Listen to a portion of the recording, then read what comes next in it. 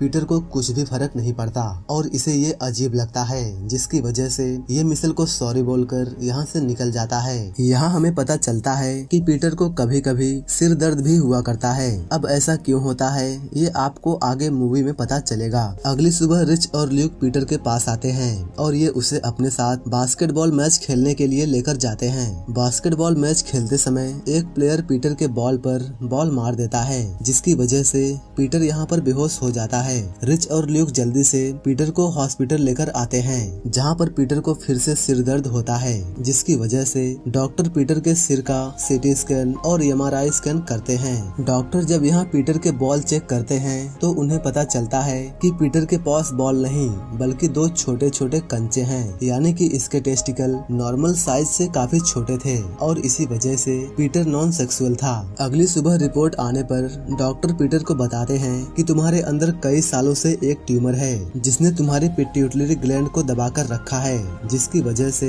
तुम्हारे टेस्टिकल की ग्रोथ नहीं हुई और वो छोटे ही रह गए और इसी वजह से तुम्हारे शरीर में टेस्टोस्टेरोन हार्मोन्स नहीं बन रहे थे बल्कि तुम्हारा शरीर प्रोलैक्टिन हार्मोन्स को बना रहा था। इसका मतलब ये था कि पीटर आज 27 साल का होने के बाद भी इसका नुन्नू खड़ा नहीं होता था और इसी वजह से आज तक कभी भी पीटर को सेक्स करने की इच्छा नहीं हुई और ये सेक्स के बारे में अलग अलग किताबों को लिखता गया। डॉक्टर पीटर से कहते हैं कि वो पीटर का ऑपरेशन करके उसके ट्यूमर को बाहर निकालेंगे, जिसके बाद पीटर अपनी लाइफ को एंजॉय कर पाएगा। डॉक्टर की बात सुनकर पीटर काफी खुश होता है, क्योंकि अभी तक पीटर को लग रहा था कि वो सेक्स न करके लोगों को बदल रहा है। डॉक्टर पीटर का ऑपरेशन करते हैं और पीटर का ऑपरेशन सक्सेसफुल हो जाता है और सभी लोग पीटर को उसकी नई जिंदगी में वेलकम करते हैं। हॉस्पिटल के बाद पीटर अपने पेरेंट्स के घर पर रुकता है ताकि ये जल्दी से ठीक हो सके। पीटर एडल्ट मैगजीन को देखकर अपने सोए हुए अरमानों को जगाने की कोशिश करता है, लेकिन इसका कुछ भी असर नहीं पड़ता।